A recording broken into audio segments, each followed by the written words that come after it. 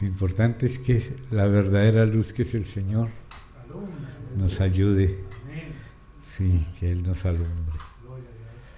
Hermano, les saludo a todos en el nombre del Señor Jesús. Me alegro de ver caras que para mí son nuevas, y también me parece haber visto a la hermana en algún lugar. Ah, sí, ya sé. Ay, qué traje. Ah, sí. Estaba escondido debajo del pañito.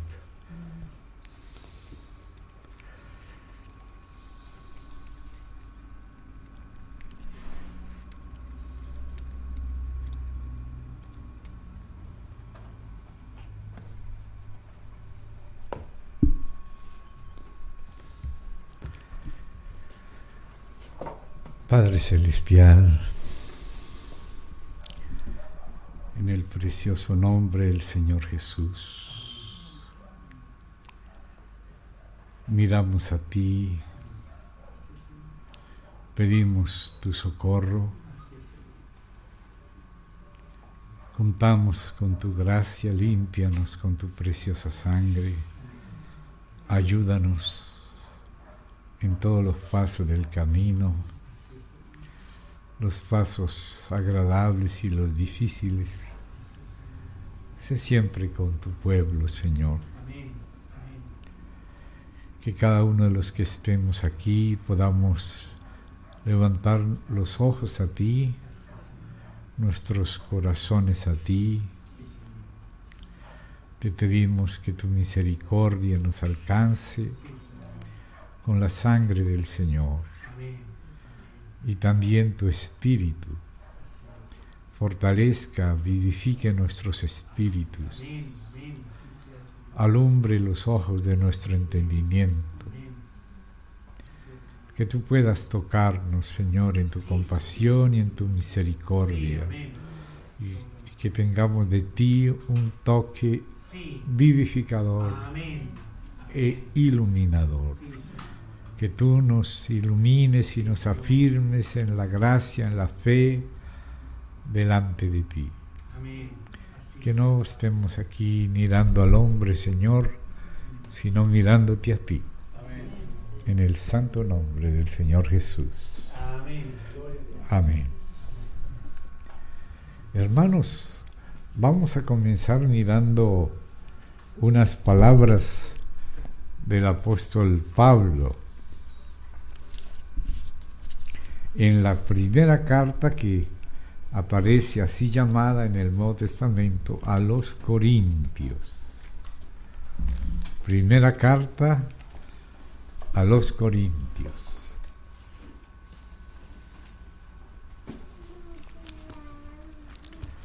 Capítulo 2.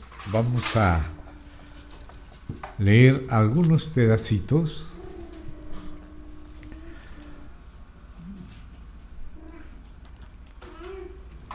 Ya incluso desde el capítulo 1 ya venía adelantando algo que va a explicar en el 2 con más detalle, pero sería bueno que miremos por lo menos un verso del 1.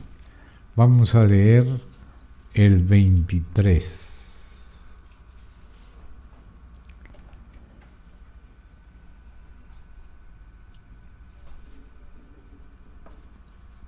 Capítulo 1, vamos a leer desde el 23. 1:23. Pero nosotros, cuando dice pero nosotros, está haciendo contraste con los judíos y los griegos que mencionó en el verso anterior. En el anterior decía que los judíos piden señales y los griegos buscan sabiduría, pero nosotros, está haciendo un contraste, nosotros somos los cristianos. Esta es una carta dirigida a la iglesia de Dios, que en ese caso estaba en Corinto, a los santificados en Cristo Jesús, llamados a ser santos con todos los que en cualquier lugar invocan el nombre de nuestro Señor Jesucristo, Señor de ellos y nuestro. Por eso menciona la Iglesia de Dios, no como un título denominacional, sino como referido a la totalidad del pueblo de Dios. Amén. Todos los que han creído en Dios, en su revelación por medio de su Hijo, nuestro Señor Jesucristo, que recibieron al Señor como su Salvador y su Señor, que sus pecados les fueron perdonados por su sangre porque creyeron en esa muerte expiatoria, que recibieron y nacieron del Espíritu Santo con mayúscula. Entonces, esta es la Iglesia de Dios. Como a ellos les acontecía, porque algunos eran apenas nuevos, de que estaban pensando que algunos eran de Pablo, otros eran de Apolo, otros eran de Cefas, y otros pensaban que solo ellos eran de Cristo. Entonces Pablo les tiene que decir, no, la iglesia no es de Pablo. ¿Acaso yo fui el que morí por ustedes? ¿Acaso fueron bautizados en el nombre de Pablo para pertenecerle a Pablo? No, todo es nuestro. Pablo es nuestro, Cefas también, los otros apóstoles también, y nosotros somos de Cristo. Y Cristo es de Dios. Entonces, por eso en esta carta, como sucedía eso, que se dividían por ministerios, o pensando que solo unos pocos de todos los cristianos, solo algunos especiales eran de Cristo, Pablo tiene que decirles la iglesia de Dios. Casi en otras cartas, casi no menciona esa expresión, pero aquí era necesario para incluir a todos los hijos de Dios, ¿eh? En estos mandamientos de Dios, que él dice que esto que él escribe son mandamientos de Dios. Entonces aquí habla de la iglesia de Dios con todos, que incluye a todos los que en cualquier lugar invocan el nombre de nuestro Señor Jesucristo, Señor de ellos y también nuestro. Ahí está incluyéndolos. Entonces, así dice, pero nosotros, nosotros es todos esos que somos de Cristo. Nosotros, en vez de estar ocupados de la filosofía humana y otras cosas, predicamos a Cristo crucificado. Para los judíos ciertamente tropezadero y para los gentiles locura, mas para los llamados, así sean judíos como griegos, Cristo poder de Dios y Cristo sabiduría de Dios. Cristo poder de Dios y sabiduría de Dios. No dice solamente sabiduría, porque existe una sabiduría que no es de Dios, que incluso el Espíritu Santo, por mano del apóstol Santiago, hermano del Señor Jesús, no de los 12, pero sí de los edificadores del cuerpo, de los que habla Efesios 4. Entonces Santiago habla de que hay otra sabiduría, hace distinción entre dos sabidurías. Y voy a marcar acá, vamos a tener marcaditos, volveremos inmediatamente acá, pero vamos a Santiago. Después de Hebreos encontramos la epístola de Santiago, donde Santiago nos habla de esas diversas sabidurías. Entonces vamos allí al capítulo 3 de Santiago, está después de Hebreos y antes de Pedro, después de las cartas de Pablo y la de Hebreos. Entonces tenemos Santiago capítulo 3 desde el verso 13. Entonces aquí ya vimos que la sabiduría de Dios y el poder de Dios es Cristo. Pero aquí tiene que hacer una diferencia Pablo y también Santiago. Vamos a volver a ver a la de Pablo allí donde empezamos, pero vamos a ir acompañándolo con Santiago. 3:13.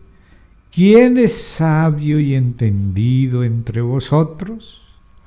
Entonces, como Santiago sabe por el Espíritu de que hay varias clases de sabiduría, ahora va a relacionar la verdadera sabiduría con ciertas características. Y dice, muestre por la buena conducta sus obras en sabia mansedumbre. O sea que la verdadera sabiduría es mansa y está llena de buenos frutos, de buenas obras y de buena conducta. Pero entonces dice, pero si tenéis celos amargos y contención en vuestro corazón, como tenemos que estar con la ayuda del Señor, sostenidos en su victoria, para poder aplicar esa victoria a las contenciones constantes que Satanás quiere meter en nuestro corazón y que en el corazón humano están. Son en el nuevo corazón, que es el que nos da el Señor, no están. Y dice acá, si tenéis celos amargos y contención en vuestro corazón, no os jactéis, ni mintáis contra la verdad. O sea que hay una sabiduría que es contenciosa, maligna, de mala conducta y de jactancia, no mansa, sino soberbia, que no es la de Dios. ¿Ve? Entonces dice acá, y por eso nuestro hermano estaba diciéndonos, y creo que fue el Espíritu el que le puso a decirlo, como el Rey de Reyes, Señor de Señores, Creador de todo, se hizo tan simple. Se hizo tan simple. Entonces dice acá, esa es la verdad, porque esta sabiduría, esa de celos amargos, de contención, de jactancia, de mala conducta, en vez de mansedumbre, que esa es la verdadera sabiduría, es jactancia, orgullo, vanagloria. Entonces dice, esa es una mentira contra la verdad. Esa mentira, esa sabiduría mentirosa, no es la que desciende de lo alto, sino terrenal, ese es solo de abajo, animal y diabólica. O sea, hay una sabiduría que es terrenal, animal y diabólica, que no es la que desciende de lo alto, que está llena de contención, de amargura, de jactancia, y etcétera. Porque, verso 16, donde hay celos y contención, allí hay perturbación y toda obra perversa. O sea que la amargura, los celos, la contención provocan obras perversas y perturbaciones. Fíjese que cuando los apóstoles se reunieron en el sínodo, o llamado también por algunos concilio de Jerusalén, en Hechos 15, era porque habían salido algunas personas por su propia cuenta que no estaban en la comunión del Espíritu Santo y en la comunión normal del cuerpo de Cristo. Entonces salían y provocaban perturbaciones, perturbaban las almas de las personas nuevas. ¿Ven? En cambio, la del Espíritu Santo es muy diferente. Edifica. Entonces dice aquí, pero la sabiduría que es de lo alto es primeramente pura. O sea, no tiene intereses escondidos, egoístas, disfrazando el veneno con caramelo, engañando a la gente como una serpiente. No, es pura.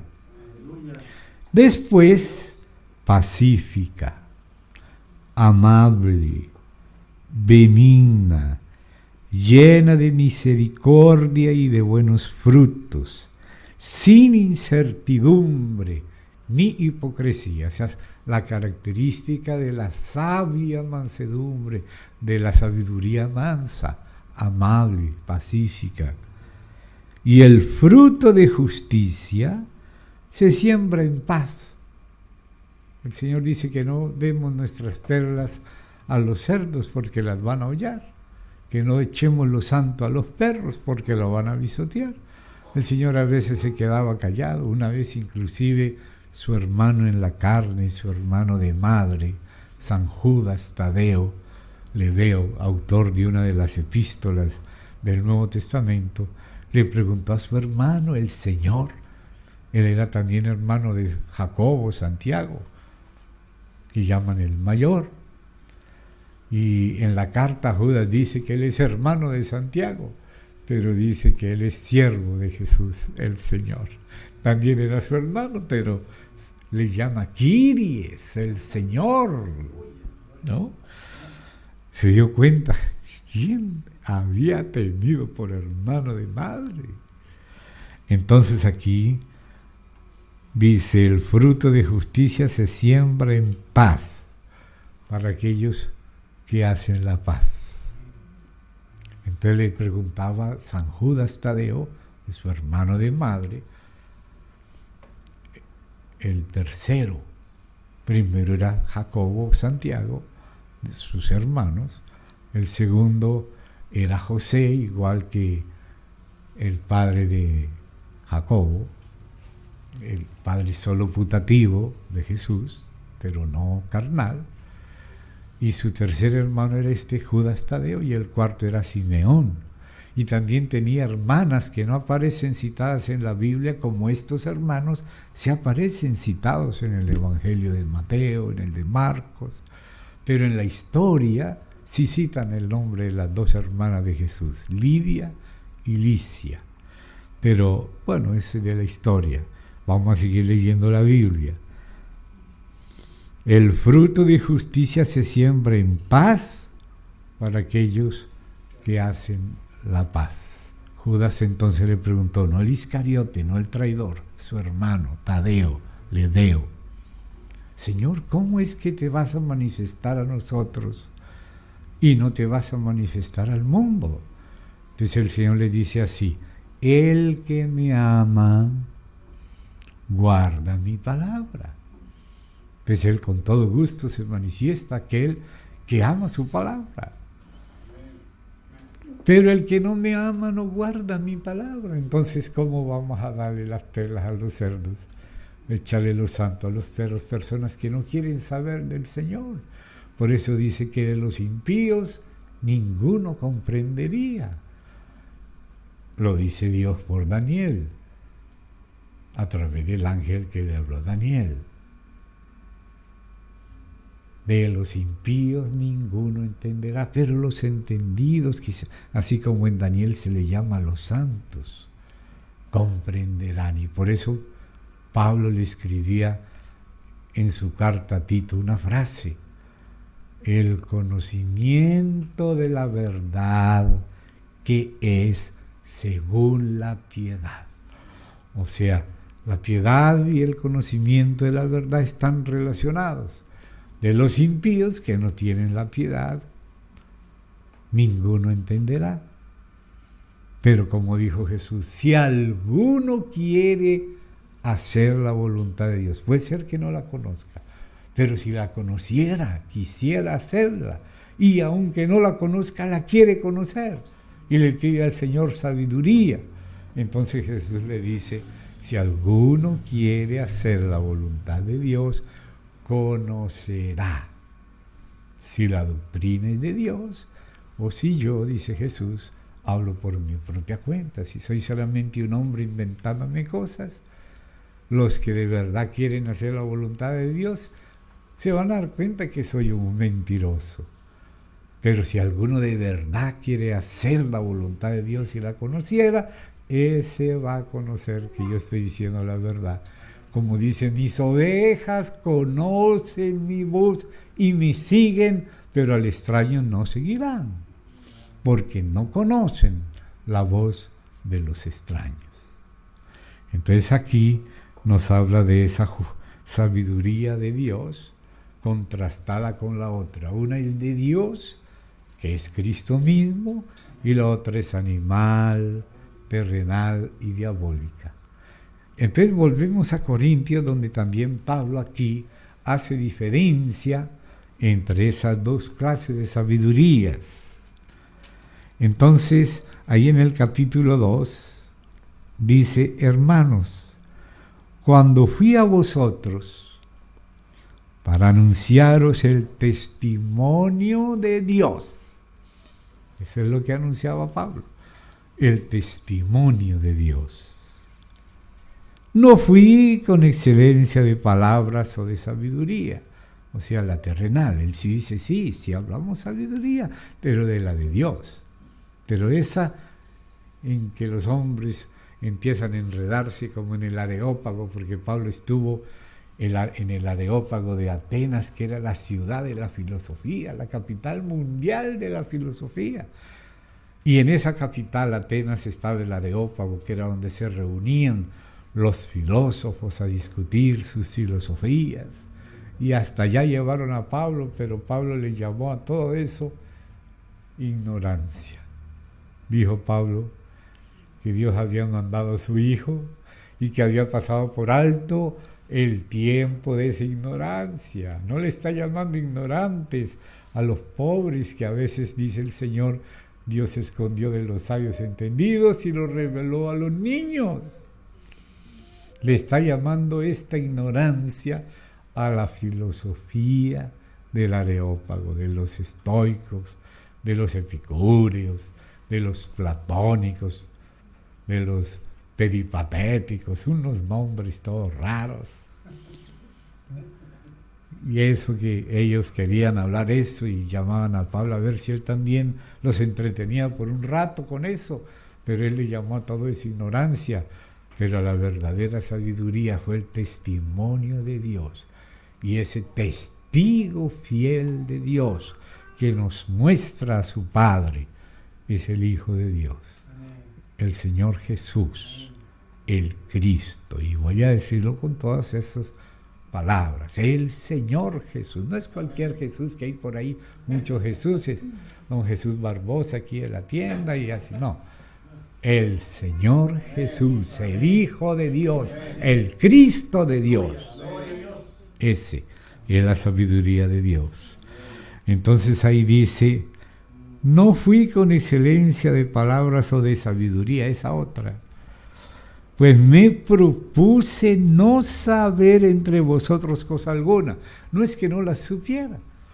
Cuando uno lee a Pablo se da cuenta que de pronto dice algunas cositas que se le descubre que era un erudito.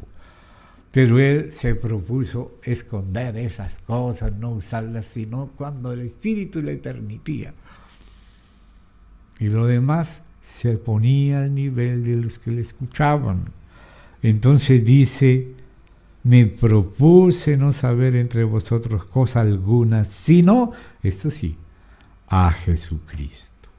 Y luego lo central de su obra, lo primero, crucificado. Porque imagínese que él no solamente hubiera multiplicado 2 veces los panes y los peces, sino 50 veces. Y imagínese que no solamente hubiera caminado sobre el mar de Galilea, que es un gran lago de agua dulce en Israel, sino que hubiera atravesado el océano Pacífico entero caminando. Y hubiera hecho milagros mayores. Pero si no hubiera muerto por nosotros, nos íbamos al infierno. Aunque hubiera multiplicado las ballenas, nos iríamos al infierno si no muere. Y si él no hubiera vivido una vida perfecta, probado en todo como nosotros, pero sin pecado, su muerte no hubiera sido expiatoria. Así que para que su muerte fuera en lugar de la nuestra, que la que merecemos nosotros por nuestros pecados, si él no hubiera vivido una vida que Dios aprobó y dijo, este es mi Hijo amado en el cual tengo contentamiento, a él oíd, y lo hizo primero cuando en el monte de la transfiguración se transfiguró, y lo volvió a hacer también en el bautismo, primero en el bautismo, cuando terminó la vida privada, secreta, la que sus hermanos que vivían con él la reconocieron y le llamaron Señor a su hermano. y todavía no había empezado la vida pública, solo venía de la vida secreta, escondida, y se bautizó, y ahí el mismo Padre dio testimonio de su vida secreta, su vida en su casa como carpintero, y dijo: este es mi Hijo amado, en el cual tengo contentamiento. ¡Qué maravilla! Entonces en la Biblia vemos a Pedro, que era de los 12, a Juan de los 12, a Jacobo, uno era su hermano, el de la Biblia, el de la carta bíblica es su hermano, y Judas Tadeo es su hermano que vivieron con él la vida privada, y esos hermanos le llaman Señor, el título que se le daba solo a Dios, con mayúscula. Porque aquí hay el señor Pérez, el señor Benita, hay muchos señores con minúscula, pero el Señor de señores con mayúscula es uno solo. Claro, el Padre es también el Señor, como dice el Salmo, dijo el Señor, el Padre, a mí Señor, el Hijo. ¿Ve? Pero ellos son un solo Dios, no son tres dioses, es un Dios trino, pero no tres dioses, tres personas de un solo Dios. Entonces ahí se le llamó Señor, igual que al Padre. Entonces aquí viene y habla de este Señor. Entonces aquí dice así: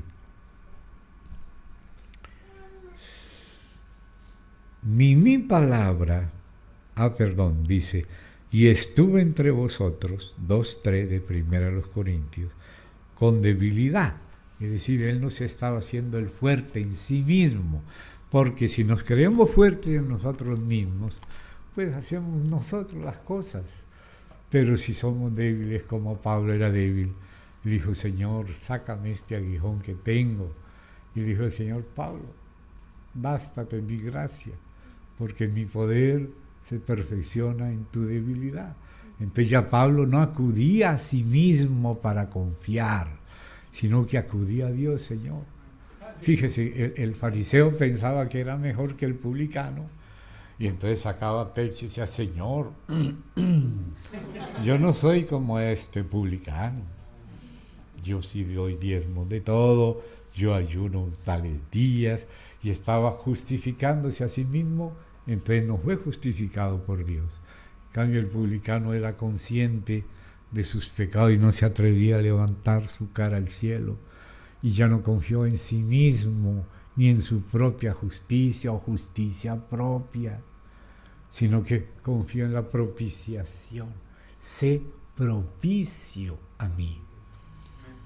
La propiciación es lo que hace Dios a nuestro favor, que no descansamos en lo que somos, sabemos lo que somos, llenos de debilidad de la cabeza a los pies, y que no hay, como dijo Jesús, separados de mí nada podéis hacer.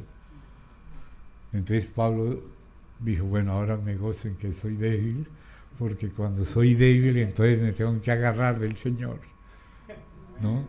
Allí en Colombia tenemos un dicho que dice: pedimos cacao. Pedir cacao es decir: ay, ay, ay, ya no puedo hacer nada, no sé qué hacer, socorro. Pedir socorro, ya le decimos pedir cacao como el lorito. Quiero cacao.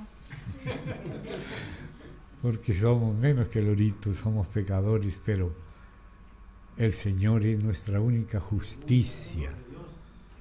Y es la gracia la que nos perdona y la que nos regenera.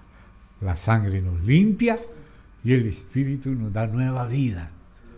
La sangre viene de la cruz, de la muerte, y el Espíritu viene de la resurrección y la ascensión.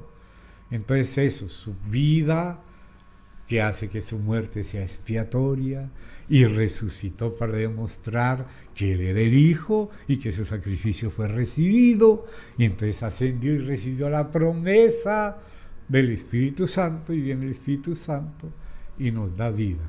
La sangre nos limpia, trata con lo que hicimos mal, la cruz termina con el viejo hombre, y el Espíritu nos regenera, nos resucita en espíritu primero, y va que pase esa vida a nuestra alma, y aún a nuestro cuerpo mortal lo vivifica, y cuando nos resucite nos glorifique con Él.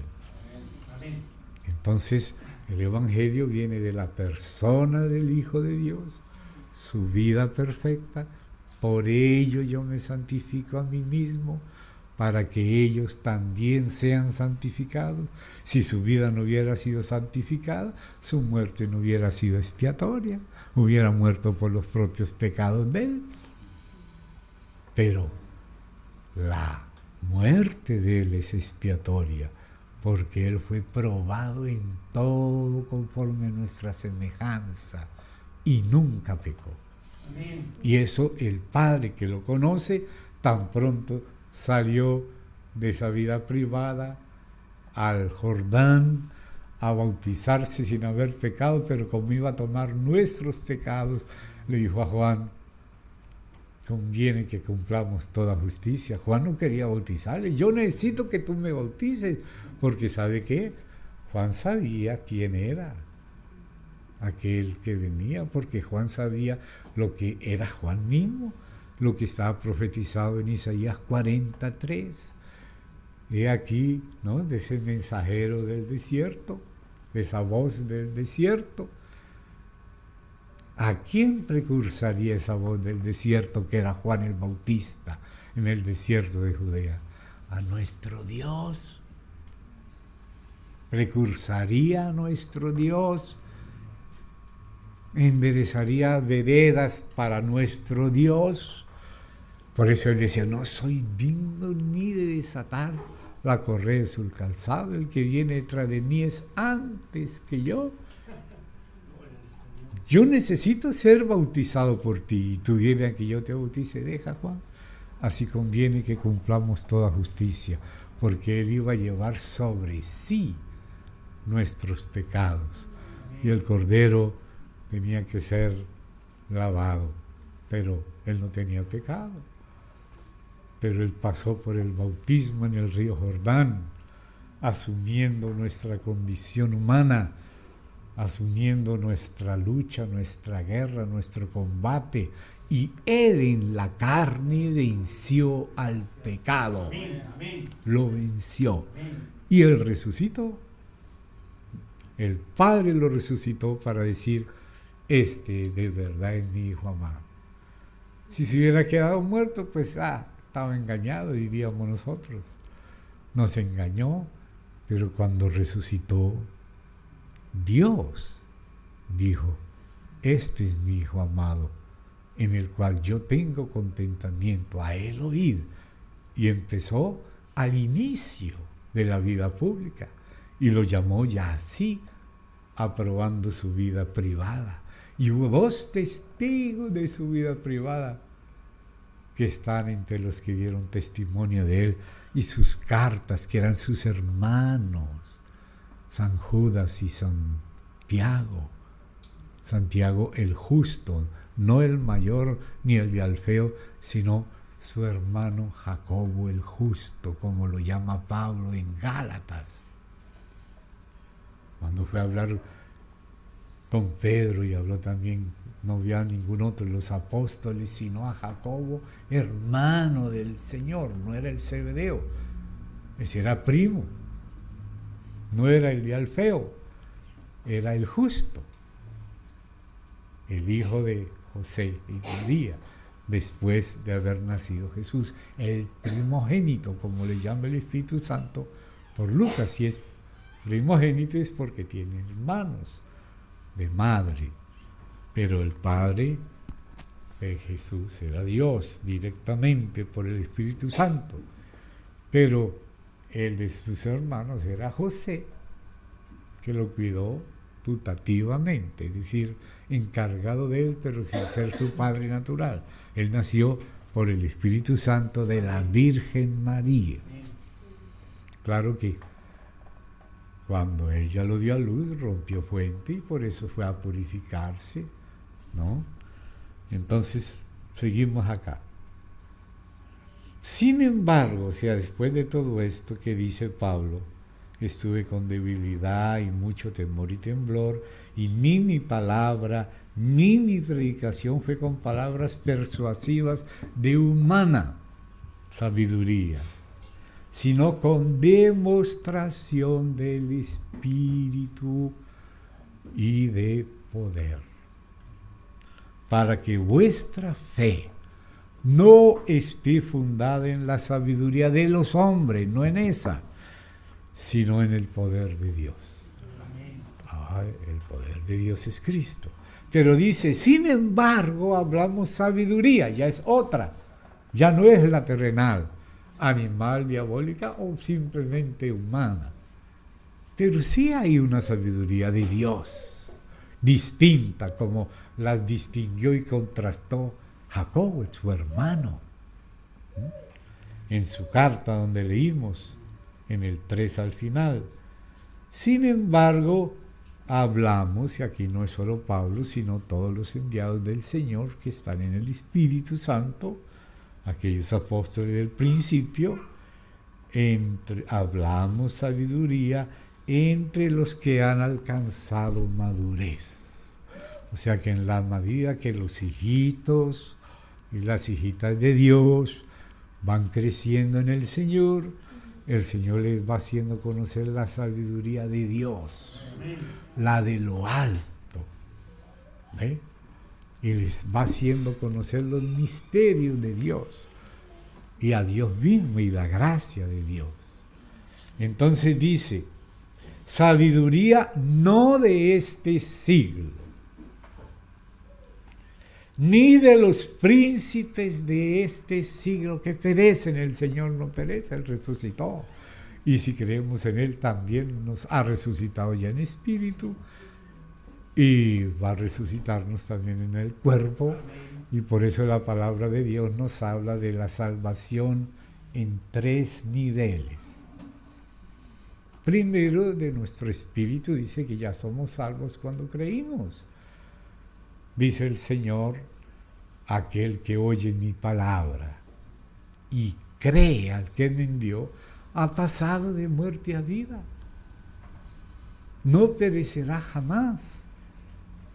Yo lo resucitaré en el día postrero. Y por eso San Juan, basado en esa y otras palabras similares del Señor, dice, les escribo a ustedes que creen en el nombre del Hijo de Dios, para que sepáis que tenéis, no solo tendréis, tenéis vida eterna. Porque el que recibe al Señor, un espíritu es con Él. El Espíritu del Señor nos regenera cuando viene a unirse a nuestro espíritu humano. Y entonces dice en Romanos 8 y 16, el Espíritu, el de mayúscula, el de Dios, da testimonio a nuestro espíritu de que somos hijos de Dios. Cuando lo recibimos, nacimos de nuevo. Cuando nacemos de nuevo, cuando el Espíritu de Dios se une a nuestro espíritu en la regeneración. Cuando Jesús resucitó, sopló el Espíritu sobre los apóstoles para que fueran regenerados. Después, en el día de Pentecostés, vino sobre ellos el Espíritu para capacitarlos para el testimonio, que son aspectos diferentes. El soplo del Espíritu es para regeneración para siempre. Y acontece una vez para siempre. Como dice en Juan 14, que el Espíritu Santo vino para estar con nosotros para siempre y que viene cuando creemos en el Señor. Pero hay otro aspecto de la obra del Espíritu. Es el mismo Espíritu el que nos regenera, pero también el mismo Espíritu nos bautiza, nos unge para el ministerio. Entonces el Señor, que ya había soplado sobre los discípulos el Espíritu, según San Juan al final, ahora según Hechos en el capítulo 2, les dice que esperen en Jerusalén hasta que sean ¿qué? Investidos de poder para dar testimonio en Jerusalén y hasta lo último de la tierra. Ese es otro aspecto del Espíritu. Uno es para regeneración de una vez para siempre y el otro es para investidura de poder para el ministerio, y eso se repite. El nuevo nacimiento no se repite, pero el Espíritu va a venir sobre ti cuando es necesario. vas a estar evangelizando y sabes que el Espíritu te está ayudando, que no eres tú solo, el Espíritu está fluyendo. Vas a orar por un enfermo, lo que sea, eres investido de poder. Entonces esa investidura de poder se repite varias veces. Vemos que una vez habían perseguido a los apóstoles y ellos oraron para ser investidos de poder, siendo que ya había llegado el Pentecostés, pero volvió el Espíritu otra vez sobre ellos y tembló la casa y fueron llenos de nuevo y siguieron evangelizando y haciendo milagros y viviendo una vida sobrenatural. Entonces, esa es la investidura de poder y esa se repite cada vez que necesitemos ser investidos. En el Antiguo Testamento también eran investidos de poder, pero todavía no nacían de nuevo. Pero ahora en el Nuevo Testamento nacemos de nuevo para siempre. Jesús dijo, cuando Él venga conoceréis que yo estoy en mi Padre y vosotros en mí y yo en vosotros. Y Él habla del Espíritu y habla que cuando venga el Espíritu Santo también el Hijo vendrá con el Padre para hacer morada en nosotros. Porque el Espíritu trae al Padre y al Hijo. El Hijo viene a través del Padre y el Padre y el Hijo vienen a nosotros por el Espíritu. Y en nosotros no solamente mora el Espíritu, los que hemos recibido al Señor, sino que también el Hijo mora. No dice, ¿no sabéis? Dice Pablo a los Corintios en la segunda, que Jesucristo está en vosotros, a menos que estéis reprobados. O sea, tenemos el Espíritu Santo, pero Él trae al Hijo. Por eso Jesús, cuando habla de la venida del Espíritu Santo, dice, vendré a vosotros, vendré. Porque cuando viene el Espíritu, Él toma todo lo que hay en el Hijo. Y el Hijo toma todo lo que hay en el Padre, inclusive al Padre. El Padre y yo vendremos y haremos morada con ellos cuando viene el Espíritu. El Espíritu viene para hacer morada, para inhabitar en nosotros. Y eso viene para quedarse, para siempre. Lo dice Juan 14. O sea, lo dijo Jesús y lo registra Juan en el capítulo 14 de su Evangelio. Pero también en Hechos, el Espíritu viene y los unge. En Pentecostés y luego allá otra vez en la casa de Cornelio y allá cuando hubo el temblor, ese terremoto en esa casa y fueron llenos del Espíritu. Y en la historia de la iglesia muchas veces y en lo largo de tu vida, varias veces el Espíritu te inviste. No enviste de investida, no, inviste de investidura. Distinto es embestida que investidura. In y con B corta. En y con B larga es una cosa. Ese es de los toros. Pero investidura de poder de lo alto es la del Señor. Y esa sucede cuantas veces sea necesario para sostenerte para la obra del servicio, del testimonio, del ministerio. Pero Él vive en ti para siempre. A veces lo sientes, a veces no lo sientes, porque no se trata de sentir, se trata de creer, porque Él dijo que venía para estar para siempre, que no lo contristemos, que no lo apaguemos, sino que tengamos un espíritu ferviente, que hay que andar en el Espíritu. ¿Y cómo andamos en el Espíritu? Volviéndonos a Él, invocándolo, Señor. Así como cuando vamos a prender un ventilador o un aparato lo tenemos que conectar. Cuando lo conectas recibe la energía y ahí funciona. Entonces así es como nosotros somos fortalecidos en el Espíritu. Él siempre está en nosotros como habitante para cuestión de vida, de fruto, pero para cuestión de dones y todo eso, Él nos inviste de poder. Vez tras vez que sea necesario, pero vive siempre en nosotros. Son distintos aspectos del mismo Espíritu. El Espíritu como vida para fruto y el Espíritu como investidura para dones, ¿sí, hermano? Claro, claro.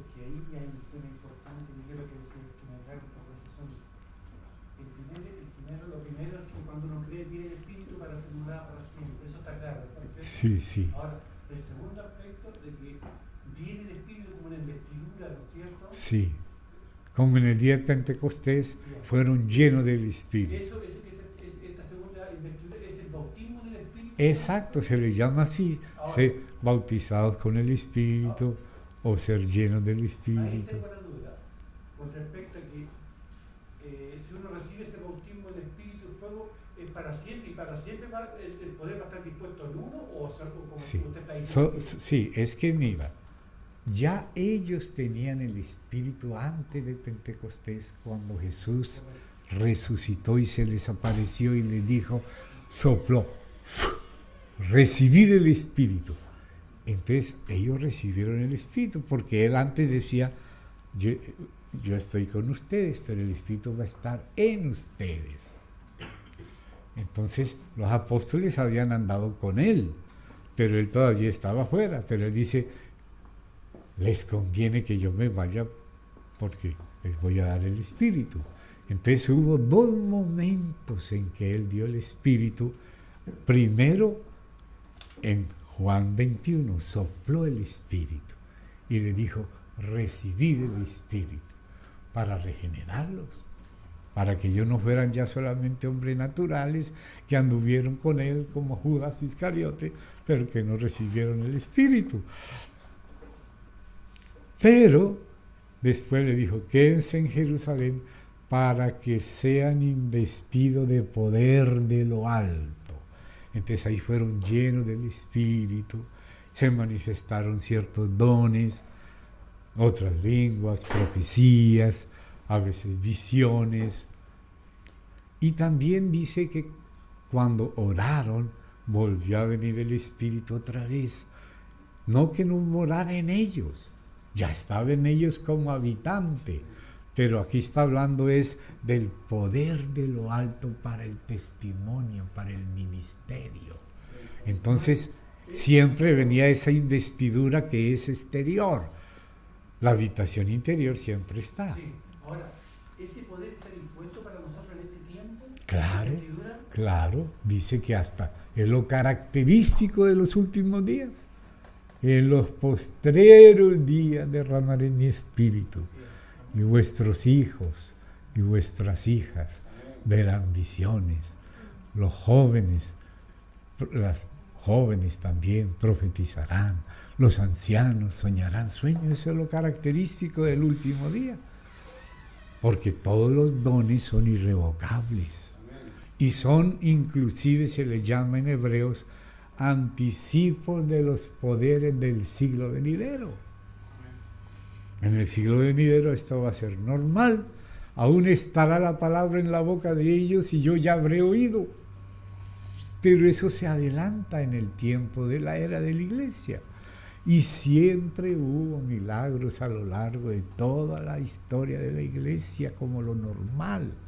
Solo que no era tan popular como en los últimos tiempos, porque hubo la lluvia temprana, vamos a decir, en Pentecostés, y luego la tardía, que es la inmediatamente antes del verano y de la cosecha.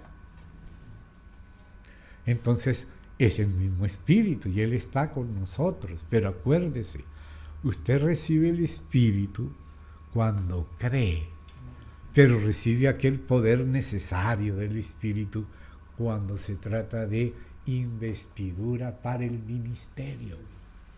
Tú sabes que cuando estás bajo la unción de Dios, viene la unción de Dios sobre ti y te fortalece para hacer ese trabajo. Terminaste el trabajo, vuelves a tu normalidad, pero sigues en el Espíritu.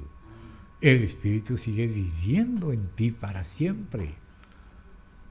Y la investidura del poder, aquella experiencia de ser fortalecido para hacer un milagro, para hacer una proclamación profética con una multitud, como dice Pedro, lleno del Espíritu, habló, y luego también cuando lo llevaron a testificar delante de los sacerdotes y de los magistrados, dice, y lleno del Espíritu Santo, y se admiraban, y estos sin letras, ¿cómo es que están hablando? Y sabían que habían estado con Jesús.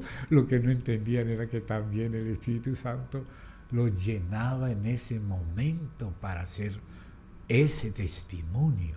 No quiere decir que no estaba también todo el tiempo, Todo el tiempo el Espíritu mora en ti en la vida cotidiana para guiarte en la vida, pero cuando es cuestión de testimonio te fortalece. Viene sobre ti como venía incluso antes. En el Antiguo Testamento venía sobre Juan Bautista, que estaba en el vientre de la madre, pero él no había nacido de nuevo, pero venía sobre él. Incluso venía sobre Sansón y le daba fuerzas. Venía sobre Elías y se le paraba delante al rey: vive Yahvé, en cuya presencia estoy, que no habrá lluvia ni rocío, sino por mi palabra. Delante del ejército que lo habían perseguido, baje fuego del cielo y ¡pum! 50 cocinados ahí. Mandaba otro batallón y también quedaba frito. Y hasta que vino aquel hijo de Abías y le dice: ten cuidado por nuestra vida. Y le explicó, y entonces ya no hizo bajar fuego del cielo. Si soy siervo de Dios, que baje fuego del cielo y los consuma. Eso era poder de lo alto. Pero al mismo tiempo huyó. Cuando ya pasó ese momento de que tenía que dar un testimonio, volvió a su normalidad y se escapó de Jezabel. Y por allá se sentía peor que sus padres. Señor, llévame, quítame la vida, porque no soy mejor que mis padres. Y siguió, y Dios hasta le dio un alimento celestial, mandó unos ángeles que le trajeran pan celestial y agua celestial. Y se alimentó en el desierto para poder caminar 40 días hasta ahora y esconderse. Y allá escondido viene el Señor y dice: ¿qué haces aquí, Elías? Y lo hace devolver del puro sur al puro norte, caminando otra vez a nombrar a Eliseo y también al rey de Siria y al otro rey. Entonces venía sobre ellos el Espíritu. Pero ¿por qué dice el Señor que de todos los nacidos de mujer, el mayor era Juan? Pero el más pequeño en el reino es mayor que Juan, porque el reino pertenecía al Nuevo Testamento, y en el Nuevo Testamento hay algo más que en el Antiguo.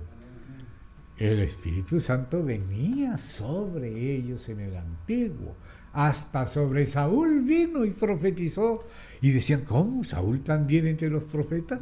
Pero eso no quiere decir que él nació de nuevo, porque el nuevo nacimiento era a partir de Cristo. ¿Ve? Entonces hay algo que tenía el Espíritu Santo antes que todavía no tenía hasta Cristo.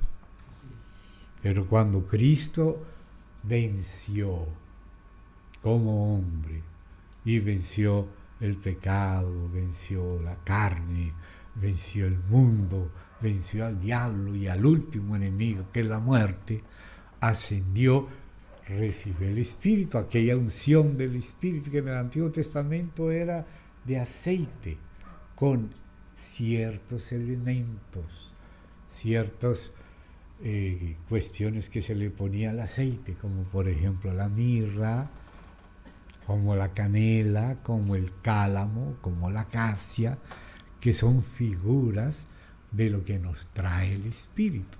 Si fuera solo aceite, no estaría comunicándonos la victoria de Cristo sobre la muerte, sobre el pecado, sobre todo. Pero el óleo de la Santa Unción en el Antiguo Testamento era figura del verdadero en el Nuevo. Entonces, ¿qué tenía el óleo de la Santa Unción, que es figura del Espíritu Santo? Y por eso en el Nuevo Testamento no solo se le llama el Espíritu de Dios o el Espíritu Santo, sino también se le llama el Espíritu de Jesucristo, porque trae la mirra. La mirra es aquello que cubre el olor de la muerte, que es para sepultar a la muerte. Como dijo: muerte, yo seré tu muerte. Entonces la mirra representa eso. Cuando Jesús nació, aquellos que vinieron del oriente le entregaron 3 regalos: oro, incienso y mirra. El oro relacionado con la naturaleza divina, el incienso con el servicio a Dios y la mirra con relación a la muerte y a vencer y cubrir la muerte y vencer el olor de la muerte. Entonces estaban reconociendo que ese niño, que era el que estaba profetizado, y como venían de allá donde antes había sido jefe Daniel, que fue el jefe de todos aquellos desde Nabucodonosor y también en Persia, donde estaba incluso Zoroastro. Y por eso Zoroastro escribió esos libros del Cenabesta, el Yasna y el Bundahish, donde habla del Mesías de los judíos, porque él lo sabía por Daniel, que era su jefe. Daniel era el jefe de los magos, aunque él no era mago, hechicero ni astrólogo, él era de Dios, pero lo pusieron a cargo de esos otros. Y por eso era que ellos sabían que iba a venir el Mesías, que habían visto su estrella en el oriente y habían venido a buscarlo y adorarlo. ¿De dónde lo sabían? De la tradición de Daniel en Persia. ¿Ve? Entonces ahora seguimos acá. Hablamos, sí hablamos sabiduría entre los que han alcanzado madurez y sabiduría no de este siglo, ni de los príncipes de este siglo. Tienen una sabiduría, pero que es diabólica, que perecen. Más hablamos, sí, la iglesia, los que han alcanzado madurez, y entre ellos sabiduría de Dios en misterio. La sabiduría oculta, pero no del ocultismo. Esa es la del diablo, la del ocultismo, la de los magos, los hechiceros y algunas élites que vienen de los nefilim. Aquí habla es la sabiduría oculta al mundo, que el mundo no entiende y que él va a explicar de ahí en adelante, la cual, la de Dios, Dios predestinó antes de los siglos para nuestra gloria, igual que lo dice en Efesios, que habla de la multiforme sabiduría de Dios para ser manifestada por medio de la iglesia, no solo hasta lo último de la tierra, sino delante de principados y potestades. ¿Se dan cuenta? Entonces yo quería que llegáramos acá para que nos demos cuenta que Dios, como dice acá, reservó la sabiduría de Dios para la gloria de la iglesia. O sea que esa sabiduría que el Señor ocultó de los sabios de este mundo, pero que están es con el diablo, la reservó para los niños y para su iglesia que nace de nuevo. Entonces no la vas a encontrar ni siquiera en el judaísmo que no ha recibido a Cristo. Tienen el Antiguo Testamento, pero invalidan la palabra del Señor para seguir las tradiciones, dice Jesús. No recibieron al Mesías, entonces no tienen al Padre. El que no tiene al Hijo no tiene a Dios. El que recibe al Hijo recibe también al Padre. Pero si ellos no reciben a Jesús como el Mesías, está operando en ellos espíritu de anticristo, porque eso enseña Juan. Dice que el que niega al Hijo no tiene al Padre. Tampoco el Islam, porque el Islam niega al Hijo. Dice que Dios no tiene ningún hijo. Aceptan que Jesús es como un profeta, sí, aceptan hasta la ascensión de Jesús como si fuera la de Enoc y la de Elías. Hasta profeta lo aceptan, pero el Hijo de Dios y menos Dios, esto no aceptan. Entonces, también opera en ellos espíritu de anticristo. Y hay gente que cree en Dios, pero que no cree que se revela. Por ejemplo, Karl Jasper, un famoso filósofo existencialista, que es inclusive un psiquiatra, fue un psiquiatra, que escribió un tremendo libro de psicoterapia de tipo filosófico. Él creía en Dios, pero no creía que se revelaba, y mucho menos en Jesucristo. Entonces, el que no tiene al Hijo no tiene al Padre, aunque filosóficamente él deducía que sí, debería haber un Dios, pero no lo identificaba, ni lo recibía como si se hubiera revelado, ni en Cristo. Entonces él, no podemos decir que era un ateo porque reconocía que había un Dios. Hasta Jeremías lo citaba en sus libros. Karl Jasper, un famoso filósofo existencialista y psiquiatra. O sea que hay monoteísmos que no tienen a Cristo. Y esa negación de Cristo, del judaísmo que no le recibe, esa negación de Cristo del Islam y de esas filosofías monoteístas, pero sin Cristo, están tocadas de espíritu anticristo. Porque el que no tiene al Hijo, no tiene al Padre. Y esa negación del Hijo como Hijo, el que niega al Hijo, no tiene al Padre. Hermano, inclusive dentro de la cristiandad, no digo cristianismo, y hago diferencia entre el cristianismo, que es el bíblico, y cristiandad, que es lo que hay mezclado con paganismo y otras cosas. Hay personas que niegan la Trinidad, por lo tanto niegan la persona eterna del Hijo con el Padre.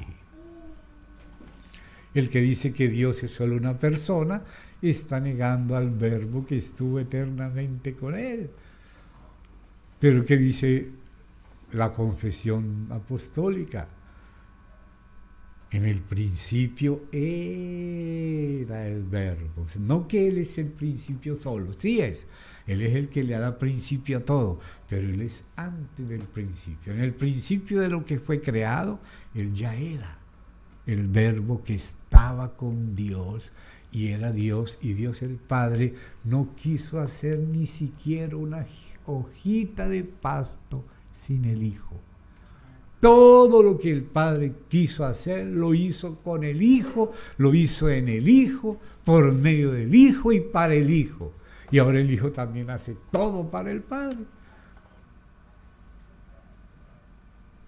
Entonces el que niega al Hijo no lo está viendo como el Creador con el Padre, pero la palabra dice claramente en Hebreos 1 que Dios hizo todo por medio de Él y hizo todo para Él, como en el prólogo de Juan, como en Colosenses, como en Hebreos. Se le llama Creador al Hijo. Creador. Algunos piensan que el Hijo solo es cuando se hizo carne y no han visto toda la obra del Hijo, incluso en el Antiguo Testamento, lo que llama Dios por Miqueas sus salidas, el que sería el Mesías, el Señor en Israel, que nacería en Belén. Sus salidas son desde el principio, desde los días de la eternidad. Salí del Padre y he venido al mundo, no solo para la encarnación. Él era la roca que acompañaba a Israel todo el tiempo. Cuando apareció en la zarza, algunos pensaban que era solo un ángel creado. Pero ahí es ángel con mayúscula, porque él es el mensajero del Padre. ¿Cómo habló? No un ángel creado. Un ángel creado no es Dios de Abraham. Como habló en la zarza. Yo soy el Dios de Abraham, de tu padre Abraham, de tu padre Isaac, de tu padre Jacob. ¿Y cómo te llamas? Le dice Moisés. Yo soy el que soy. ¡Oh! Bonita forma de hablar ese ángel de Yahvé. Se le llama Yahvé. Y así aparece muchas veces, porque es la imagen de Dios, la teofanía divina, la expresión divina cuando se aparece. Porque el Dios invisible, el Padre, se revela por medio del Hijo. Para ver al Padre hay que mirar al Hijo. A Dios nadie le dio jamás, el unigénito Hijo. Inclusive los manuscritos más antiguos dicen monogenes Theos, el Hijo unigénito, el Dios unigénito. Y esa palabra unigénito que usa Juan no se lo inventó Juan, se lo inventó Dios y la violó Dios por medio de Zacarías. Ahí en Zacarías aparece Dios refiriéndose a su Hijo como unigénito y también como primogénito, porque Dios quiere que ese unigénito fuera primogénito entre muchos hermanos y hermanas. Y el que usa esas palabras es Dios en Zacarías, Dios mismo hablando por Zacarías. Y por eso cuando Juan lo escribe, no podemos decir, no es que Juan se inventó eso, eso es solo puros pensamientos de Juan, nada de eso. Es palabra de Dios que se ha cumplido. Entonces, ¿qué dice el Señor Jesús?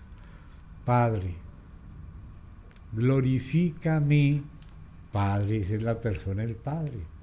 Glorifícame tú, glorifícame a mí, a la persona divina humana del Hijo.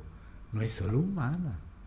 Esa persona humana era el Verbo que estaba con el Padre, y aquel Verbo se hizo carne y se hizo también humano habiendo sido con el Padre eternamente divino. O si no, no hubiera podido hablar como habló. Oyen cómo habló él. Padre, glorifícame, la persona del Padre a la divina humana del Hijo, con aquella gloria que yo, la persona divina del Hijo, tuve contigo antes de la fundación del mundo. O sea que el Hijo no es solo desde la encarnación, el Hijo es antes de la fundación del mundo. En el Hijo y por medio del Hijo y con el Hijo y para el Hijo Dios creó todo. Y nada de lo que ha sido hecho fue hecho sin el Hijo. Eso lo dice claramente el prólogo del Evangelio de Juan por inspiración del Espíritu Santo. Nada de lo que ha sido hecho se hizo sin Él. Y por eso es que nuestro hermano Mario Contreras de Temuco le puso esa música a esa porción de Hebreos que nos habla del Hijo. Ustedes la conocen.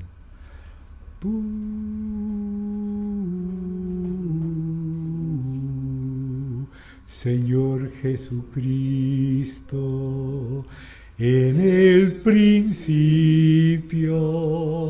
fundaste la tierra y los cielos son obra de tus manos. Ahora el cielo y la tierra. Ellos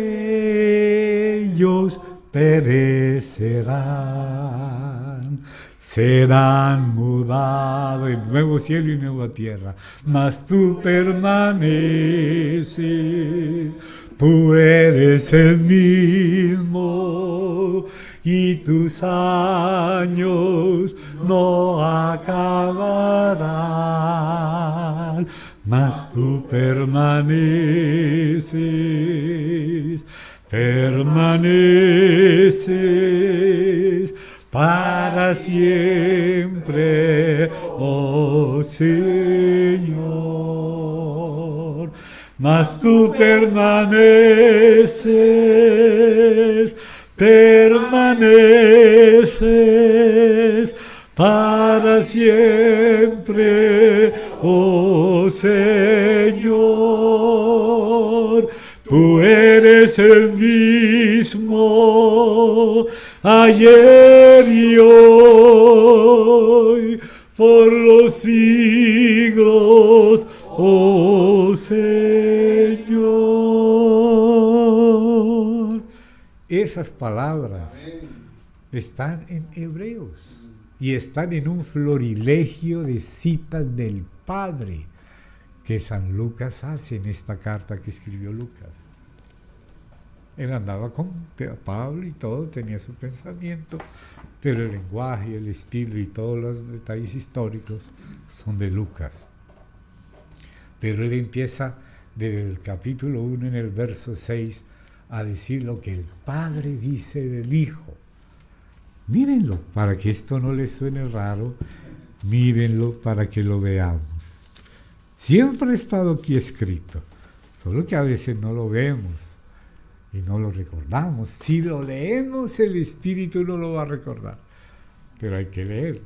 El Espíritu os hará saber y os recordará lo que yo os he dicho. O sea que primero hay que oírlo de Él en su palabra. Y ahí no lo recuerda el Espíritu. 1.6. ¿A cuál de los ángeles? 1.5. Dijo Dios, jamás. Aquí va a citar una primera cita de lo que el Padre dice del Hijo. ¿A quién dijo Dios jamás?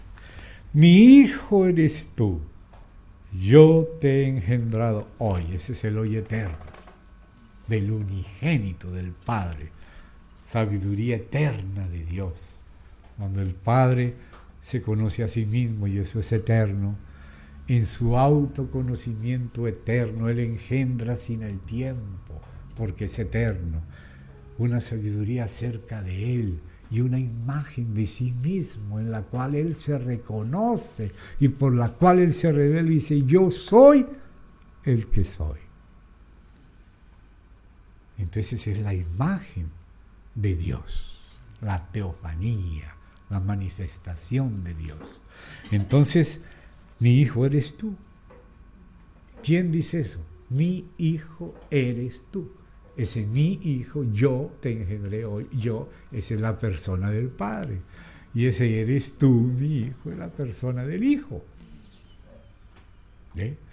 Y ahora dice, y otra vez, o sea que no solo el Padre dijo esto, sino que en otra ocasión dijo esto otro. O sea, es como si estuviéramos poniendo aquí en este florero una colección de flores. Aquí dijo el Padre esto, mi hijo eres tú, yo te engendré. Ponemos esa florecita en este florero. Pero en otro lugar dice, otra vez, yo, dice el Padre, la persona del Padre, seré a Él la del Hijo, Padre. Yo seré a Él Padre, y Él, mi Hijo, me será Hijo. Entonces el Padre le llama Hijo, y lo dice que lo va a hacer cuando se encarne. No, dos florecitas. Ahí empezó el florilegio. Todas estas citas son lo que el Padre dijo acerca de la divinidad del Hijo. Recogidas esas florecitas por Lucas y puestas en este florero, haciendo un florilegio, una colección de flores. Un florilegio de citas del Padre, hablando acerca de la divinidad del Hijo. ¿Quién va a saber más que el Padre?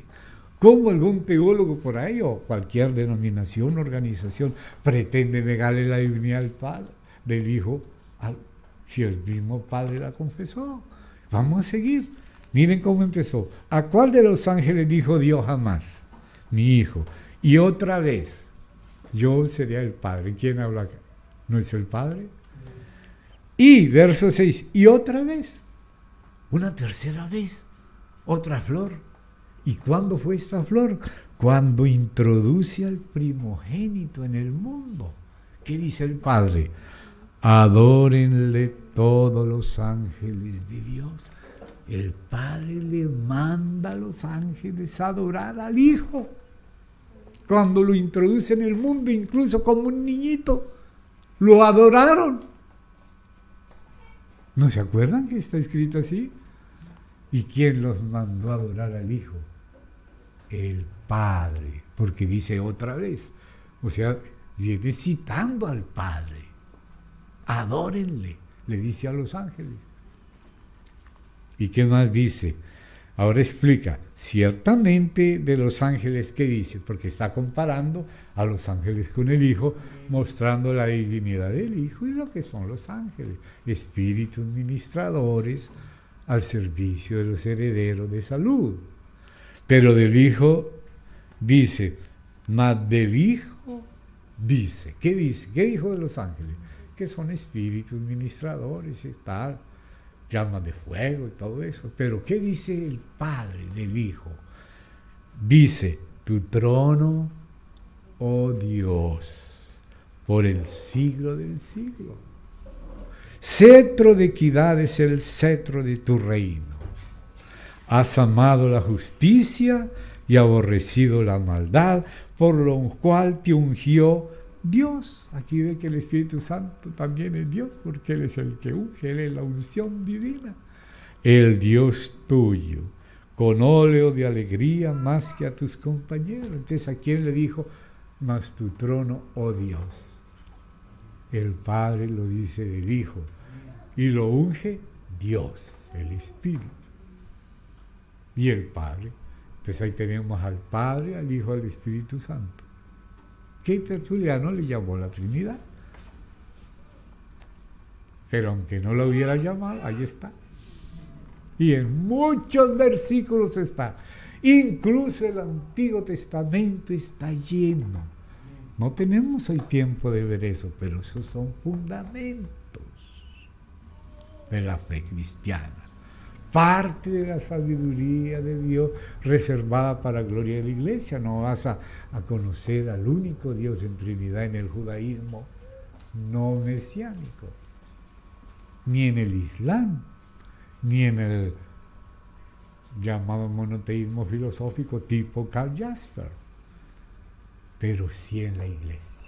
Dios reservó para la Iglesia una sabiduría que viene de lo alto y que habla primeramente de Dios mismo, y que se revela ese Dios por medio del Hijo y se nos entrega para vivir en nosotros por medio del Espíritu. Y el Espíritu trae al Hijo y el Hijo trae al Padre. No me dejó solo el Padre. El que me envió conmigo está. El que me recibe a mí, recibe a quien me envió. Y cuando viene hablando de la venida del Espíritu Santo, dice: el Padre y yo vendremos y haremos morada con ellos. Porque el Espíritu trae al Hijo. Y no solo al Hijo, todas las victorias del Hijo. La muerte del Hijo, la fragancia del Hijo, como cálamo, la resurrección del Hijo, como casia, que es una resina que hace huir a las serpientes, que es una figura de la victoria de Cristo sobre todo principado y potestad. Todo eso son esos elementos que se le ponía el aceite en el óleo de la santa unción. Representan la persona y obra de Cristo en su muerte, resurrección y ascensión. Amén. El Espíritu trae al Hijo. Vendré a vosotros, dice el Hijo. Y dice: y el Padre y yo vendremos y haremos morada. El Padre, el Hijo y el Espíritu Santo morando en la Iglesia, el cuerpo de Cristo, la familia de Dios, la suma de todos los verdaderos hijos e hijas que la sangre limpió y compró y el Espíritu regeneró. Esa es la Iglesia, de la cual somos todos los hijos de Dios miembros. De esa Iglesia somos miembros, de la del Señor Jesús. Esa es nuestra Iglesia. Y la de todos los hijos verdaderos e hijas. Todos los que recibimos al Señor, nos limpió con su sangre, nos perdonó y nos regeneró con su Espíritu. El Espíritu nos bautizó en un cuerpo. Y no hay sino un solo cuerpo y un Espíritu, con mayúscula. Con minúscula están todos los nuestros, pero con mayúscula solo el del Señor. Pero el Espíritu de Él nos bautizó en un cuerpo, el cual es la Iglesia de Dios. No la de Pedro, no la de Pablo, no la de Apolo, no la de que como si fuéramos los únicos, no, la de Dios. Amén. Con todos los que en cualquier lugar invocan el nombre de nuestro Señor Jesucristo, Señor de ellos y también Señor nuestro. Y el Señor es Él, no ninguno de nosotros ni ninguno de ellos. No hay ellos y nosotros. Somos una misma masa, somos un mismo cuerpo. Es Él compartiéndose entre todos nosotros y en Él es que nos encontramos en uno. Nuestro lugar es Él. Ahí somos uno, en Él. En cualquier parte que estemos, somos uno, en cualquier parte, en Él. Gloria al Señor. Entonces dice acá, y, verso 10, Y 2 puntos, otra cita más, otra flor, ya van varias flores, ¿no? El florilegio está bien bonito. ¿Qué más dice? Mire, esto fue lo que le puso música a nuestro hermano Mario Contreras. Y tú, oh Señor, ¿de quién viene hablando? Del Hijo. ¿No es del Hijo que está hablando desde el principio? ¿A cuál de los ángeles dijo Dios, mi Hijo? Y yo seré Padre, y Él me será Hijo. Hablando ya en el aspecto de la encarnación. Y cuando introduce al primogénito, manda que lo adoren los ángeles. Y ahora dice que su trono, y le llama a Dios, es por el siglo. Y dice, y tú, oh Señor, en el principio fundaste la tierra. Y los cielos son obra de tus manos. Por eso canté eso. Que a veces no sabemos como que lo que estamos cantando. La próxima vez lo vamos a cantar con todo respeto y revelación. Y dice, ellos, o sea, los cielos estos actuales, perecerán, mas tú, dice el Padre del Hijo, tú permaneces. Todos ellos se envejecerán como una vestidura. O sea que los cielos viejos y la tierra vieja es un vestido viejo que Dios se va a mudar cuando haga cielo nuevo y tierra nueva, es otro vestido. No es Dios. El universo no es Dios, es un vestido. Y este es viejo. El nuevo es el cielo nuevo, la tierra nueva, ese es el que Él se va a mudar de vestido después de las bodas del Cordero, ¿no? Y dice, todos ellos se envejecerán como una vestidura. ¿Sabe cómo le llaman los científicos al envejecimiento de estos cielos y tierra? Le llaman la segunda ley de la termodinámica, la entropía. Esas son palabras raras. Acá la palabra le dice viejos, vestiduras viejas, todo se va gastando. Es más fácil entender eso de vestiduras viejas que eso, segunda ley de la termodinámica, la entropía. Pero bueno, los que saben un poquito de física puede ser que entiendan. Ellos sí, pero bueno. Como un vestido los envolverás. Y eso no va a ser cosa fácil. Cuando en el 6º sello Dios voltee los polos magnéticos como está prometido. No lo dice así, polos magnéticos, pero dice así, estando el sol al mediodía se pondrá. Y donde era de día quedará de noche, y donde era noche quedará de día. Esa es la mudanza de los polos magnéticos, con palabras raras, polos magnéticos. Pero el Señor dice, estando el sol al mediodía, se pondrá. Un día que es conocido del Señor, que no será ni día ni noche, era hora de almorzar y parece que es de cenar. Pero claro, debajo de la casa y de todos los... Porque las ciudades de la tierra caerán. Todo lo removible será removido para que quede el reino inconmovible de los santos del Altísimo. Entonces aquí dice, como un vestido los envolverás y serán mudados. Pero tú, ¿quién le dice eso? El Padre, porque viene hablando todo lo que le dice el Padre del Hijo. Entonces Lucas recoge todas esas flores y hace un florilegio en un florero de citas, así como también en Romanos, hablando de la condición pecaminosa del hombre, Pablo hace un salmo de salmos.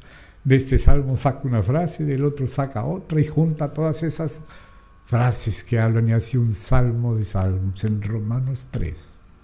Aquí Lucas hace parecido, temas diferentes, pero el Señor lo hizo así. Tú eres el mismo y tus años no acabarán. Entonces esa primera parte de la sabiduría divina es acerca de Dios mismo. Lo demás también tiene que ver con Dios, porque todo fue creado por Él y en Él y para Él, y Él es el sentido de todo, Por lo tanto, la teología habla de Dios mismo, lo que le llaman teología propiamente dicha, que se trata del propio Dios. Pero Dios también habla de los planes que Él tiene, de su propósito eterno, y también habla del origen de las cosas, de la creación, y habla de la angélica y de la tierra, y habla de la caída de Lucifer y de los ángeles, y luego también habla de la caída del hombre, y luego promete una salvación y un redentor, y anuncia y prefigura y profetiza acerca de esa salvación, y viene y la cumple en Cristo.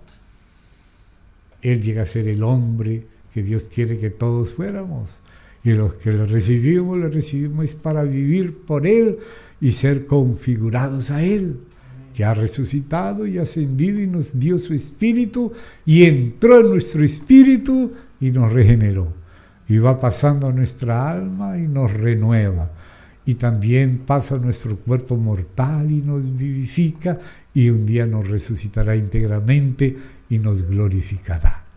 Entonces, lo que decíamos al principio, ya somos salvos en espíritu y estamos siendo salvos en el alma, como dicen Filipenses, ocupándonos de nuestra salvación con temor y temblor, pero también seremos salvos en el cuerpo. Como dice, esperando aquella salvación que se nos traerá cuando Jesucristo fuere manifestado, como dice en Pedro. El aspecto futuro de la salvación aparecerá en el cuerpo.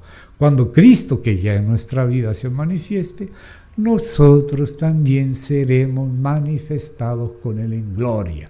Esa es la salvación que se nos traerá. Por eso ya somos salvos, por gracia sois salvos, y nos ocupamos también de la salvación y seremos salvos en el futuro, en el cuerpo.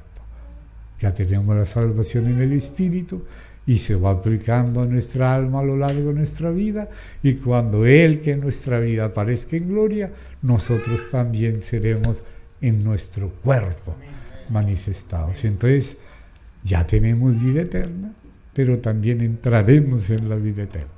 La vida eterna es Él en nuestro espíritu, pero de ahí pasa nuestra alma. Cuando nacimos de nuevo es cuando su espíritu entró en el nuestro, es la regeneración. Pero cuando de ahí del espíritu va pasando a nuestra alma, iluminando nuestro entendimiento, haciéndonos tener el mismo sentir con Él, ser de un solo sentir y unánimes con Él, es ya la unanimidad. Primero es unidad en el espíritu, ahora unanimidad de una sola alma y un solo corazón, pero también juntos en el cuerpo y vivificados en estos mortales, cansados nos da vida, enfermos nos sana, a veces hasta resucita a los muertos. Estén abiertos porque Él puede hacer eso. Amén. Él no ha dejado de ser Dios, ni dijo que iba a quitar eso. A veces nosotros interpretamos un versículo aislado en contra de otros claros. Entonces, cuando interpretamos un versículo en contra de otros, lo estamos interpretando mal. Tenemos que interpretar todos de acuerdo. Amén. Todos los versículos de acuerdo. Entonces ahí viene la glorificación. Y eso a nivel de cada uno personal, pero Él nos hizo piedra de un mismo templo, tabla de un mismo tabernáculo, 48 tablas, número de 6 por 8, 48. Número 6, número del hombre. Dios creó al hombre el sexto día, pero Jesús resucitó el primer día, que es después del 7, es el 8. El anticristo es 666, pero el valor numérico del nombre del Señor Jesús es 888. Entonces 6 por 8, 48. Y el tabernáculo tiene 48 tablas. 20 en un lado, ¿no?, al norte, 20 al sur, ya van 40, 6 en el occidente, ya van 46, y 2 en las esquinas, 48. 6 por 8, 48, el nuevo hombre. El cuerpo de Cristo es el nuevo hombre, según Efesios. Y aparece en el tabernáculo, que es el cuerpo de Cristo, figura del cuerpo. La verdadera casa está hecha con estas tablas del tabernáculo o con estas piedras del templo. Nosotros somos las piedras vivas del cuerpo único de Cristo. Y Dios quiere ponernos uno junto al otro sin que se oiga serrucho ni martillo. Si se está oyendo serrucho y martillo es porque estamos todavía en la pedrera. Cuando se van a sacar las piedras de la pedrera, de la cantera, entonces ahí se oye el martillazo, el cincel, y ahí se van preparando. Pero ya cuando se ponen en la casa única de Dios, uno al lado de la otra, ya no se puede estar oyendo serruchazos y martillazos. Si estamos llenos de puntas que no podemos encajar con los otros, nos toca volver a la pedrera, a recibir martillo y serrucho en la cantera. Pero hermano, ya el tiempo de las canteras ojalá haya pasado. El tiempo de divisiones y contiendas, y que nos encontremos en Cristo y encajemos uno con otro. Y que no se oiga ni serrucho ni martillo cuando se edifica la casa. Cuando ya las piedras fueron tratadas en la cantera. Pero ahora en la casa de Dios, el cuerpo único, se colocan una al lado de la otra. Y juntitas. Y luego, ¿sabe qué pasa? Se esconden. Las piedras quedan escondidas detrás de tablas de cedro que hablan de la cruz de Cristo. Y esas tablas de madera se cubren de oro que hablan de la naturaleza divina de Cristo resucitado. O sea, Dios quiere que vivamos escondidos en aquel que murió y resucitó por nosotros, escondidos con Cristo en Dios. Y es en el oro donde se le graban palmeras para que la casa de Dios sea como un oasis para el Señor, y se le graban querubines, que es la reverencia ante Dios en su casa. Entonces, hermano, la sabiduría de Dios comienza primero por Dios mismo y luego por todo lo demás. Pero el tiempo para hoy, pero si Dios permite, seguimos mañana viendo esos elementos, esas columnas de la casa de la sabiduría, que es la iglesia. La sabiduría es Cristo. Y las columnas, ¿quiénes son las columnas en la casa? La misma iglesia, los santos que mantienen el testimonio. Amén. No era Pedro una columna, no era Juan otra, no eran ellos tenidos por columnas. Y la iglesia, columna y baluarte ¿de qué? De la verdad, y la verdad es Cristo. Y la verdad es la palabra de Dios. Y nuestro Dios, el único, es el Dios de la verdad. Entonces vamos a orar, hermanos. Yo voy a rogar a 2 hermanos, ustedes 2 que están allá, si quieren, y 2 hermanas. Ustedes 2 que están acá, si quieren orar. Y permitimos que las damas oren primero. Porque en Cristo ya no hay varón ni mujer, en el Espíritu. Hermanos, si desean.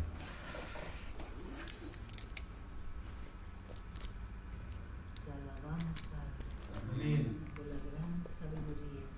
Amén. La sabiduría de Dios. Y gracias porque nos has revelado a tu Hijo. Amén.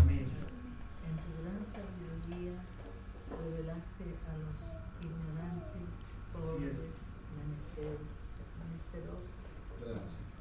Porque no éramos nada, revelaste que Cristo es todo. Amén. Que Cristo es la salvación. Aleluya. Te alabamos por la salvación. Sí, La Señor. salvación de espíritu, alma y cuerpo. Amén. Nos maravillamos, Señor. Amén. Cómo tu palabra entreteje y une Sí. y es tan rica en Sí, tu amén. sabiduría. Gracias. Y nos afirma sobre rocas, sobre columnas, sobre algo sólido, Sí, sí. No estamos creyendo en mitos y inventos de hombres. Amén. En ti, La Señor. verdad, en Sí, ti. sí, Señor.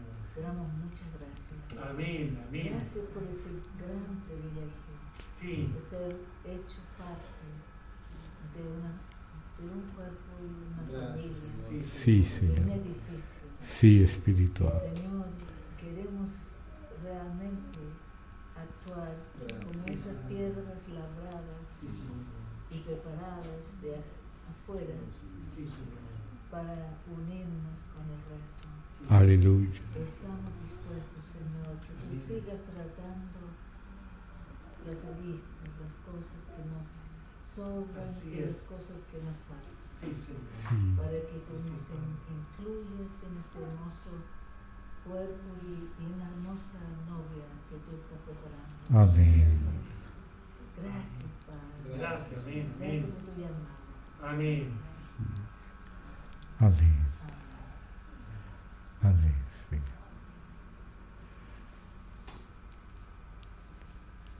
Si nuestra hermana desea orar también. ¿Quieres orar? ¿Deseas orar? Amén. Te alabamos, Padre, en el mismo espíritu. Gracias por la palabra que tú nos has regalado tanto. Gracias por tu dado Sí, Señor. sabiduría Amén.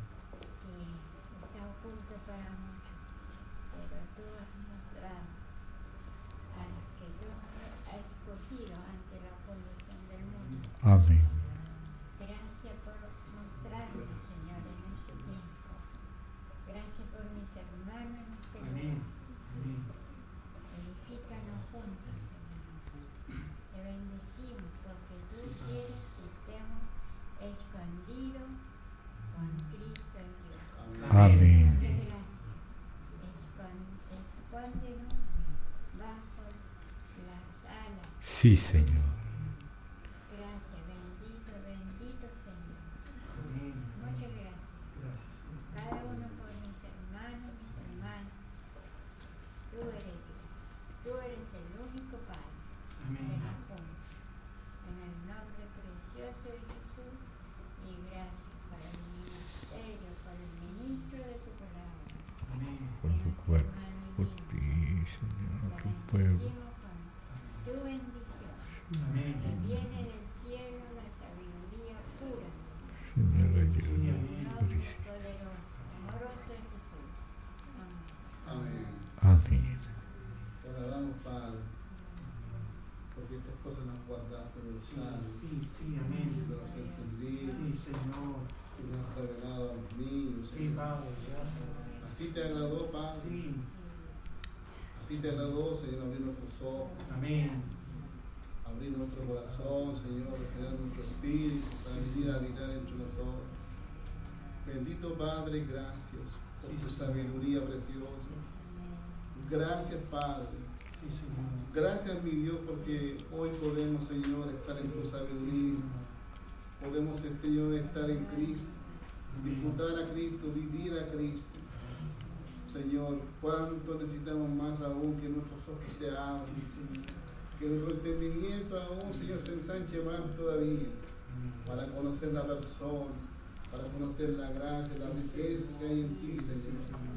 Cuánto necesitamos aún, Señor, ser saturado, limpiado de ti, Señor, de toda contaminación de carne, Amén. de toda contaminación aún de espíritu, Padre. Sí, Señor. Cuánto necesitamos de ti, Señor. Amén. Queremos vivir en tu sabiduría que viene de lo alto, que es pura, que es pacífica, Señor, que es benigna, Señor, que es pura bondad, Señor, que eres tú mismo.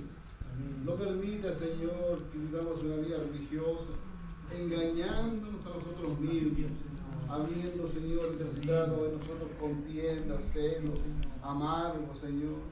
No permita que eso ocurra en nosotros. Permítenos, Señor, estar atentos a Él y poder renunciar, poder quitar esas cosas de nuestro corazón y poder atender a tu voz, Señor. Poder atenderte a ti, mi Señor amado. Oh, Señor, gracias por tu palabra. Amén. Bendecimos, Padre, tu palabra. Amén. Que no quede solamente en nuestra mente, sino que pueda esa palabra encarnarse en nosotros, porque tu palabra es viva y eficaz, Señor, y va aún definiendo nuestras intenciones, aún la del corazón, Señor. Trabaja, Padre, en nosotros. Queremos dejarte que tú, Señor, trabajes profundamente. Nos rendimos allí, Señor. Queremos, Señor, que tú hagas tu obra perfecta en nosotros, que formes tu carácter, formes a Cristo en nuestras vidas, Señor. Gracias porque tú estás construyendo y edificando tu iglesia, a tu pueblo, Señor, y te has valido de nosotros, Señor. Hombres frágiles, mujeres frágiles, pero así tú lo has querido, Señor. Queremos, Señor, rendirnos ante ti una vez más. Amén, amén. Y gracias, Padre, Gracias. por tu gran amor y tu gran misericordia.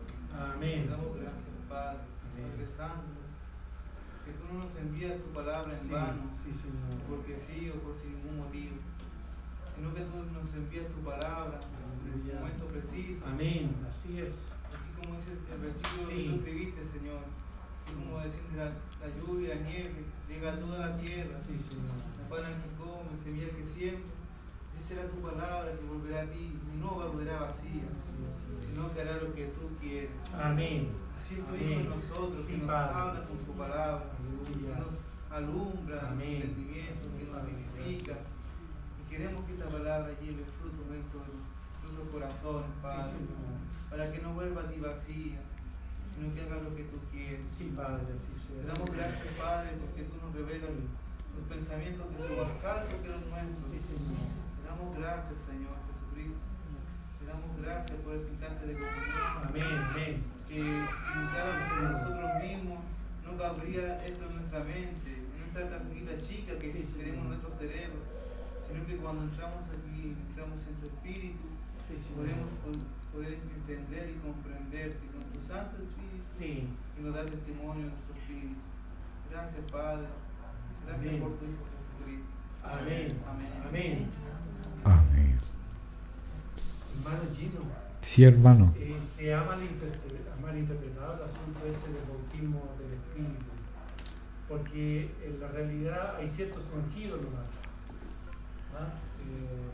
Pero a la luz de esta palabra que usted nos está compartiendo, quisiera preguntarle si ese vestimiento del cual usted habla, el vestimiento del Espíritu para un servicio, para algo especial, ¿no es cierto? Eso no depende de uno, no es que yo lo quiera, si mañana Espíritu Santo envísteme de poder para ir a levantar a un muerto. Eso es una soberanía exclusiva del Espíritu. Claro. No es que dependa de uno eso. No, somos su cuerpo y Él es el que vive en nosotros y Él ya tiene preparado para cada uno aquellas buenas obras que Él quiere que hagamos.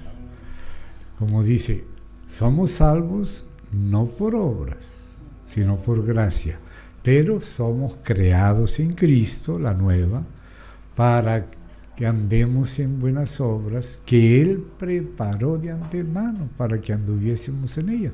Entonces cada día el Señor nos pondrá lo que debemos hacer, cumplimos nuestros deberes normales, pero de pronto el Espíritu Santo dice, háblale a este, ayuda aquí, recoge este papelito, a veces cosas grandes, a veces pequeñas, pero Él mora en nosotros y somos su cuerpo. Las 24 horas del día, esto no es solo para algunos, esto es para todos los hijos. Si el Señor envió apóstoles y profetas y pastores y evangelistas, maestros, es para perfeccionar a los santos para la obra del ministerio. O sea, todos los santos tenemos que hacer ese servicio, ese ministerio del nuevo pacto, que la palabra lo unifica como uno solo que tiene varias partes. Dice, teniendo nosotros este ministerio, el del nuevo pacto. Ahora, por la gracia de Dios, predico en la vía pública. Claramente. Yo no tengo que pedir al Espíritu Santo, envísteme de tu poder para ir a predicar. No, o sea, tú puedes pedirle que Él esté contigo en lo que vas y vas confiando en Él y contando con Él.